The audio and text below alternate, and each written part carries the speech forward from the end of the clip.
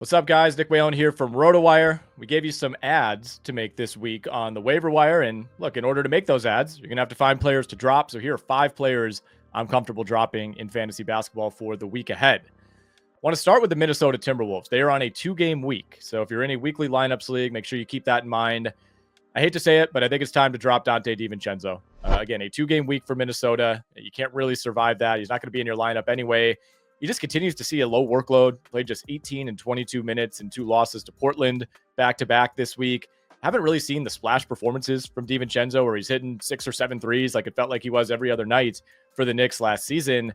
He's still taking a lot of threes, but he's been in a major slump to begin the year, shooting 34% from the field, 31% from beyond the arc. And you watch this Minnesota team night to night, and it's just disjointed. Everything looks difficult. The pieces don't really fit. You got changing roles every night. Feels like Randall and Edwards get their numbers, but they're kind of hollow, and that's about it. I thought Donte would end up being a really nice late season value at his ADP, but he's off to a dreadful start. I'm ready to cut bait there. By the way, if you're still holding Mike Conley, I know he's rostered in about 35% of ESPN leagues.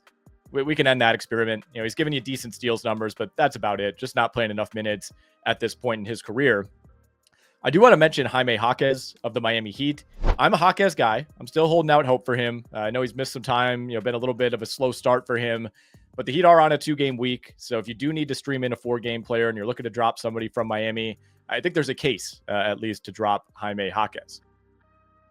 The next player on our list, another guy with a 2-game week coming up, Russell Westbrook. And yes, I know there are still Russell Westbrook supporters out there. He's had 3 really good games this year. In those 3 games, he averaged 24, 6, and 4 on pretty good shooting. In the other 7 games that he's played in a Nuggets uniform, he's given you 5.6 points, 3.9 rebounds, 5.3 assists, 1.7 steals. That's solid. He's shooting 22% from the field. You just can't live with that in category leagues. And, we've seen the ups and downs when it comes to Russell Westbrook over these last several years. I'm not saying he's totally cooked. There might be certain weeks where you could stream him in on a 4-game week and it'll make sense. But on balance, I think the bad is going to greatly outweigh the good when it comes to Russell Westbrook. Jabari Smith of the Houston Rockets. Maybe you've dropped him already. His roster rate is barely hovering around 50% right now. It's been ugly, and frankly, it seems like it's getting worse. I mean, Smith is down to 10.5 points per game, 6.7 rebounds on the season, not really giving you any other meaningful numbers. He doesn't really give you steals. He doesn't give you blocks. He doesn't give you assists. Field goal percentage is down to 38%. He's shooting 25% from deep. Feels like it might be a confidence issue for Jabari at this point. Only played 21 minutes the other night in a competitive game against the Clippers. And that is a big red flag to me because this Rockets team is deep. They have other options, specifically on the wing. Tari Eason, Amen Thompson, Dylan Brooks. I think Ime Udoka is going to start looking in their direction a lot more going forward. A couple more forwards to keep an eye on out west. Deni Avdija of the Portland Trailblazers. I think we're good to drop him at this point. Just off to a really bad start to the season.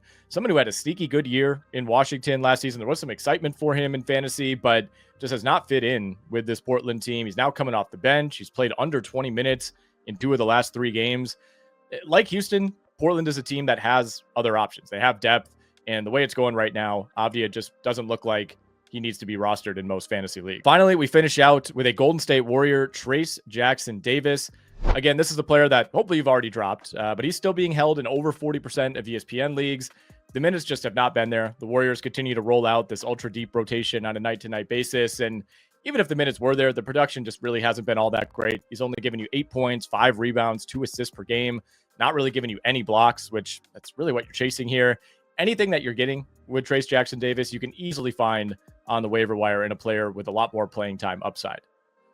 Those are the guys I am dropping this week. Let me know who you're dropping. Let us know who's disappointing you so far, who you're ready to cut bait with on the year. You can let us know in the comments. And please make sure you give this video a like if you're enjoying it. And make sure you're subscribed to the RotoWire Fantasy Basketball YouTube channel.